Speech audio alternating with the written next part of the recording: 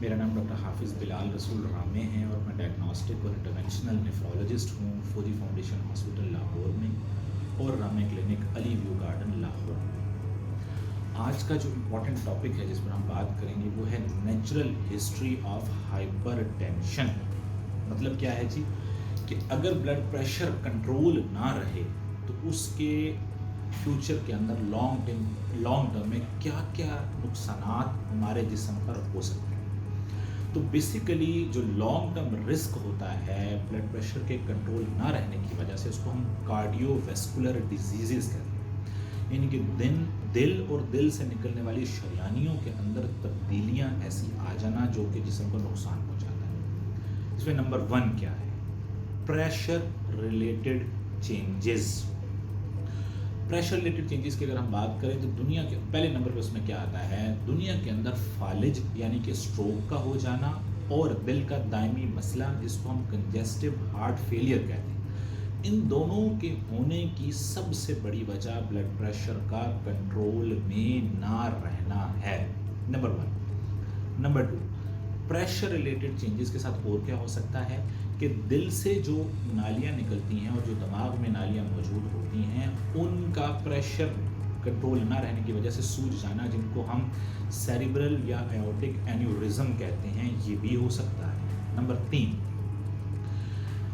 जो दिल से सबसे बड़ी नाली निकलती है जिसको हम एओर्टा कहते हैं, उसकी साख्त में प्रेशर को कंट्रोल ना होने की वजह से ऐसी तब्दीलियाँ आ जाना जिसे हम एओर्टिक डायसेक्शन कहते हैं, ये हो सकता है। तो 3 प्रेशर रिलेटेड जिस्म के अंदर तब्दीलियाँ आ सकती हैं अगर बीपी कंट्रोल ना रहे। फिर हैं कुछ तब्दीलियाँ जिनको हम कहते हैं नंबर 2 एथेरोस्क्लेरोटिक चेंजेस, जो जिस्म में आती हैं ब्लड प्रेशर के कंट्रोल ना रहने की वजह से। एथेरोस्क्लेरोटिक चेंजेस का क्या मतलब है कि नालियों के अंदर जो चिकनाई का जम जाना है उसकी वजह से जो तब्दीलियाँ आती हैं उसको हम एथेरोस्क्लेरोटिक चेंजेस कहते हैं।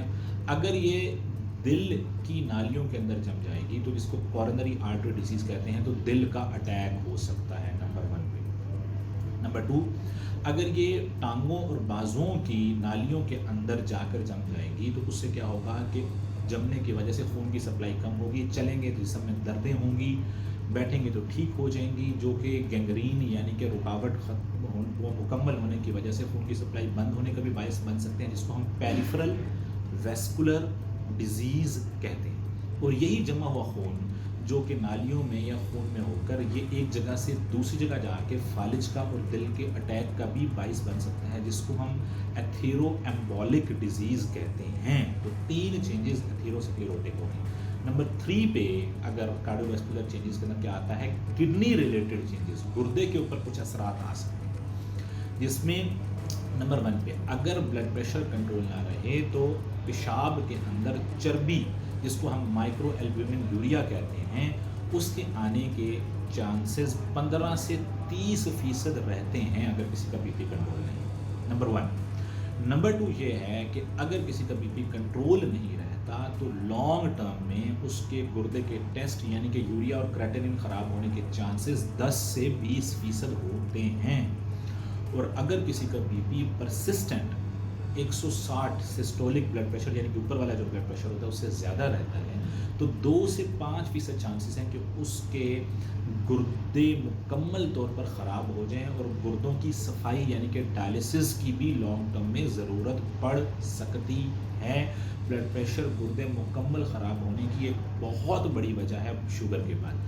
सो कंक्लूजन क्या है कि ब्लड प्रेशर का मुकम्मल तौर पर कंट्रोल में रखना बहुत ज़रूरी है। इसलिए जिस भी किसी को ब्लड प्रेशर का प्रॉब्लम हो वो ब्लड प्रेशर के मुस्तनद डॉक्टर नेफ्रोलॉजिस्ट की सुपरविजन में अपने ब्लड प्रेशर को कंट्रोल रखें, ताकि जिस्म के ऊपर ये तब्दीलियाँ या तो रूनुमा ना हों या बहुत ही हल्की या ना होने के बराबर रूनुमा हों। इस मैसेज को फॉरवर्ड कीजिएगा। अपना ख्याल रखिएगा जी। अल्लाह हाफ़िज़।